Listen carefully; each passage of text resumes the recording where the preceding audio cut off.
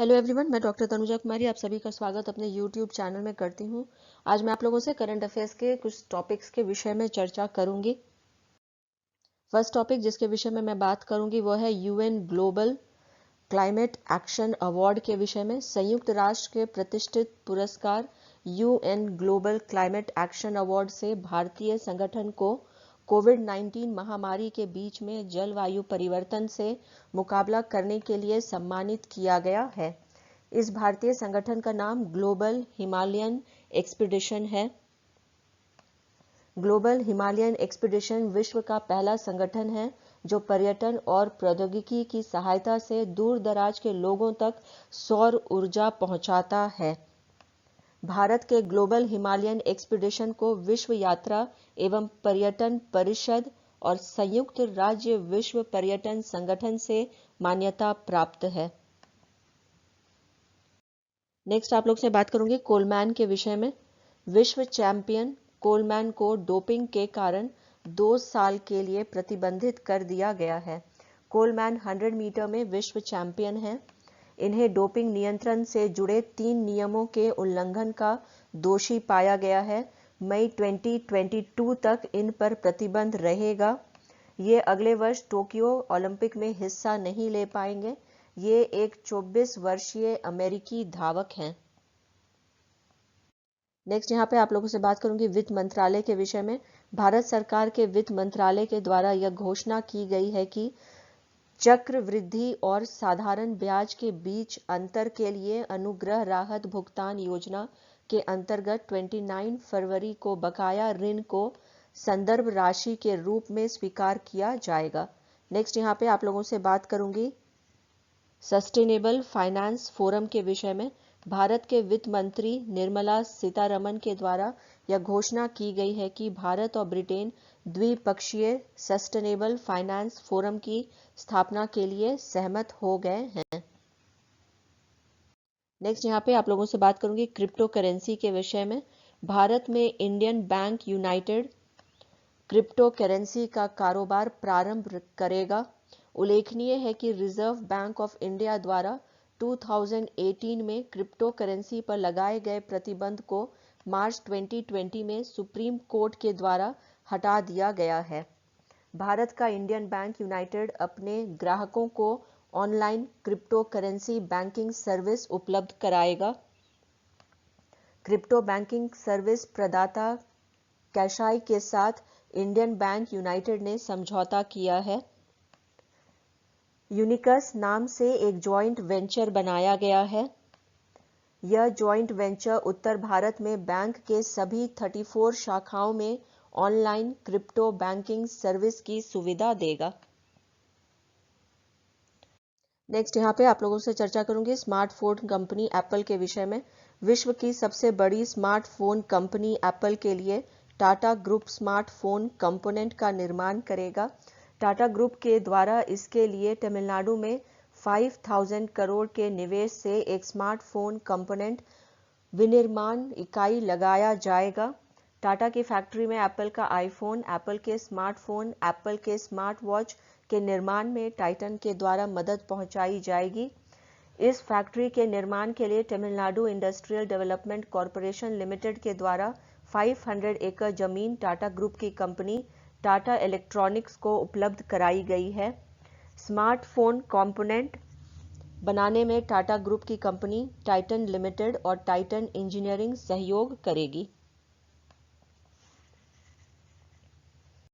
Next यहाँ पे आप लोगों से बात करूंगी नए भूमि कानूनों के विषय में। भारत सरकार के गृह मंत्रालय के द्वारा जम्मू और कश्मीर के लिए नए भूमि कानूनों को अधिसूचित कर दिया गया है।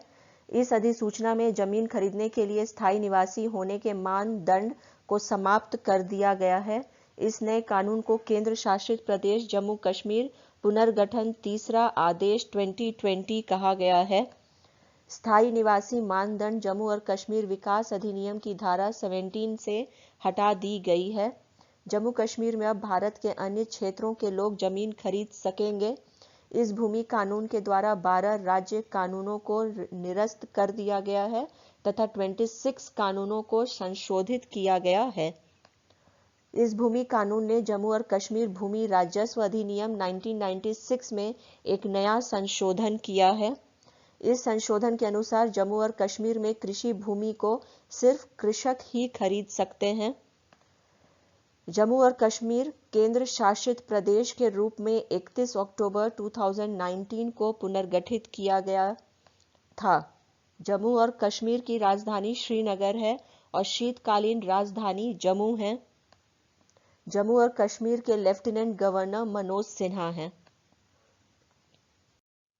नेक्स्ट यहाँ पे आप लोगों से बात करूंगी ईरान के विषय में। IAEA जो संयुक्त राष्ट्र का परमाणु एजेंसी है, उसके द्वारा यह सूचना दी गई है कि ईरान ने एक भूमिगत परमाणु सुविधा का निर्माण प्रारंभ कर दिया है। ईरान पश्चिमी एशिया में स्थित है। ईरान के अध्यक्ष के विषय में यदि बात की जाए तो इनका नाम हसन रूहानी है। ईरान की जो राजधानी है वह तेहरान है। ईरान हाल ही में USA संधि से अलग हो गया है।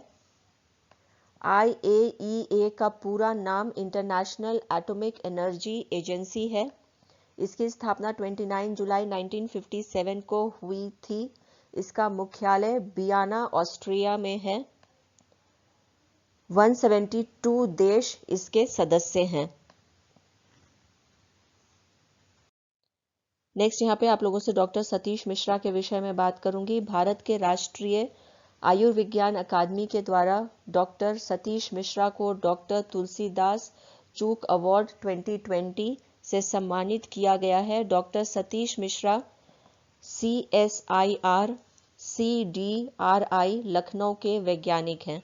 नेक्स्ट यहाँ पे आप लोगों से बात करूंगी ई संजीवनी क्या है या इसके संबंध में। भारत के स्वास्थ्य और परिवार कल्याण मंत्रालय के द्वारा प्रारंभ की गई टेलीमेडिसिन सेवा ई संजीवनी के अंतर्गत 6 लाख टेली परामर्श सेवाएं उपलब्ध करा दी गई हैं। नेक्स्ट यहाँ पे आप लोगों से डाक नौवहन के विषय में बात करूंगी। छोटे और बड़े निर्यातकों को निर्यात में सुविधा उपलब्ध कराने के लिए भारत डाक और यूनाइटेड स्टेट्स पोस्टल सर्विस के बीच डाक नौवहन से संबंधित सीमा शुल्क डेटा के इलेक्ट्रॉनिक विनिमय के लिए एक समझौते पर हस्ताक्षर किए गए हैं। नेक्स्ट यहाँ पर केरल राज्य के विषय में आप लोगों से बात करूंगी। भारत में केरल पहला राज्य बन गया है जिसने 16 कृषि पदार्थों के लिए न्यूनतम समर्थन मूल्य को तय कर दिया है। नेक्स्ट यहाँ पे आप लोगों से चर्चा करूंगी शशिधर जगदीशन के विषय में। शशिधर जगदीशन को HDFC बैंक के प्रबंध निदेशक के रूप में नियुक्त किया गया है। इन्होंने आदित्य पुरी का स्थान ग्रहण किया है। इन्होंने 25 वर्षों तक HDFC बैंक को अपनी सेवा दी है। HDFC बैंक की स्थापना अगस्त 1994 में हुई है। इसका मुख्यालय मुंबई, महाराष्ट्र में है, जिसकी पैतृक संस्था हाउसिंग डेवलपमेंट फाइनेंस कॉरपोरेशन है। इसकी सहयोगी कंपनियां HDFC securities, HDB financial services है। नेक्स्ट यहाँ पे आप लोगों से चर्चा करूंगी प्रोफेसर योगेश त्यागी के विषय में। दिल्ली विश्वविद्यालय के वाइस चांसलर प्रोफेसर योगेश त्यागी को भारत के राष्ट्रपति रामनाथ कोविंद के द्वारा पद के दुरुपयोग और भ्रष्टाचार के आरोप में निलंबित कर दिया गया है। नेक्स्ट यहाँ पे आप लोगों से बात करूंगी CMP 08 के विषय में। भारत के गुड्स एवं सर्विसेज टैक्स नेटवर्क के द्वारा एक नई सुविधा अपने उपयोगकर्ताओं को उपलब्ध कराई गई है, जिसके अंतर्गत कंपोजिशन करदाता GST CMP 08 के रूप में GST पोर्टल पर लॉगिन किए बिना SMS के द्वारा शून्य GST विवरणी दाखिल कर सकते हैं। नेक्स्ट यहाँ पे आप लोगों से बात करूंगी धारा 144 के विषय में। मुंबई पुलिस के द्वारा आपराधिक प्रक्रिया संहिता 1973 की धारा 144 के अंतर्गत 28 नवंबर तक दूरस्थ हवाई वस्तु या ड्रोन और पैराग्लाइडरों के उड़ान पर प्रतिबंध लगा दिया गया है। नेक्स्ट यहाँ पे विवाद से विश्वास के विषय में आप लोगों से बात करूंगी। भारत सरकार के द्वारा आयकर विभाग निपटान योजना विवाद से विश्वास के अंतर्गत भुगतान की समय सीमा 31 मार्च 2021 तक के लिए बढ़ा दी गई है। पहले यह सीमा 31 दिसंबर 2020 तक थी। नेक्स्ट यहाँ पे सिंधु घाटी सभ्यता के विषय में बात करूंगी। भारत और कनाडा के शोधकर्ताओं के संयुक्त टीम के द्वारा 2500 ईसा पूर्व में सिंधु घाटी सभ्यता में दुग्ध उत्पादन के प्रमाण को खोजा गया है। यह साक्ष्य गुजरात के ग्रामीण क्षेत्र कोटडा भादली में मिला है। यहाँ पे ये जो साक्ष्य प्राप्त हुए हैं सिंधु घाटी सभ्यता का, जैसा कि हम जानते हैं कि लगातार इसके विषय में हम लोगों को कहीं ना कहीं लगातार अभी इसके विषय में खुदाई में हमें जानकारी मिल रही है। जैसे कुछ दिन पहले जो है हमें ये जानकारी मिली थी कि किस प्रकार से नदियों के बहाव के कारण अचानक से सिंधु घाटी सभ्यता में का पतन हुआ था। ठीक इसी प्रकार हमें यह भी जानकारी मिली है कि जो दुग्ध का उत्पादन, स्पेशली यहाँ पे कहा जाए जो दूध से संबंधित उत्पादन जो चीज है, उसके विषय में भी इस खुदाई में हमें जानकारी प्राप्त हुई है। अगर आगे आने वाले समय में हमें यह जानकारी मिले कि जो चीज है उसका देन सिंधु घाटी सभ्यता भी रहा था, तो यहाँ पे ये गलत नहीं होगा। नेक्स्ट यहाँ पे हम लोग बात करेंगे श्री गुरु तेग बहादुर के विषय में। श्री गुरु तेग बहादुर की 400th जयंती के आयोजन के लिए एक समिति का गठन किया गया है, जिसके प्रमुख प्रधानमंत्री नरेंद्र मोदी हैं। नेक्स्ट यहाँ पे आप लोगों से बात करूंगी ओम बिरला के विषय में। छठे ब्रिक्स संसदीय मंच की अध्यक्षता वर्चुअल माध्यम से व्याचस्लाव वोलोडिन, रशियन संसद के अध्यक्ष के द्वारा की गई। भारत का प्रतिनिधित्व लोकसभा के स्पीकर ओम बिरला के द्वारा किया गया। नेक्स्ट यहाँ पे आप लोगों से बात करूंगी अंतर्राष्ट्रीय एनिमेशन दिवस के रूप में जो मनाया गया है उसके विषय में। वर्ष 2020 में अंतर्राष्ट्रीय एनिमेशन दिवस के 19th संस्करण का आयोजन किया गया। 2002 में असीफा के द्वारा इसे प्रारंभ किया गया था। नेक्स्ट यहाँ पे आप लोगों से बात करूंगी फ्लैश फ्लड गाइड सेवा के विषय में। अफगानिस्तान को भारत की फ्लैश फ्लड गाइड सेवा उपलब्ध नहीं होगी। भारतीय मौसम विभाग के द्वारा इस सेवा को प्रारंभ किया गया है। नेक्स्ट यहाँ पे आप लोगों से चर्चा करूंगी उत्तर प्रदेश सरकार के विषय में। प्रधानमंत्री स्वनिधि योजना में सबसे अधिक ऋणों को मंजूरी देकर उत्तर प्रदेश सरकार ने भारत में प्रथम स्थान प्राप्त किया है। प्रधानमंत्री स्वनिधि योजना 1 जून 2020 को प्रारंभ किया गया है।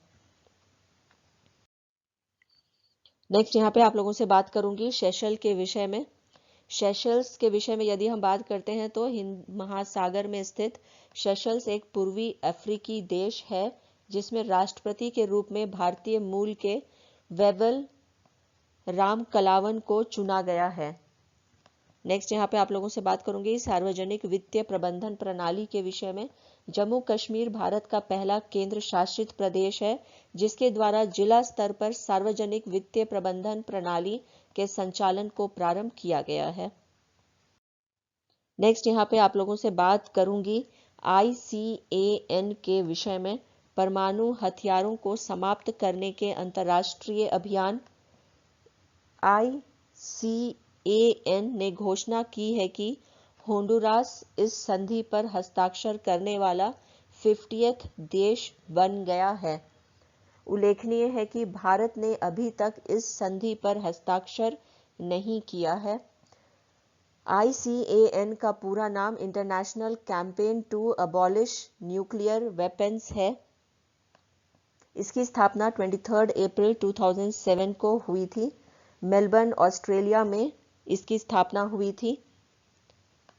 इसका मुख्यालय जेनेवा स्विट्जरलैंड में है। इसे नोबेल शांति पुरस्कार भी प्राप्त हो चुका है।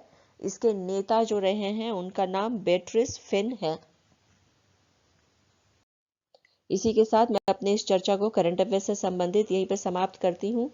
यदि आप लोगों को ये वीडियो पसंद आया हो तो प्लीज़ इसे लाइक करें, शेयर करें और सब्सक्राइब करें। Thank you. Have a good day.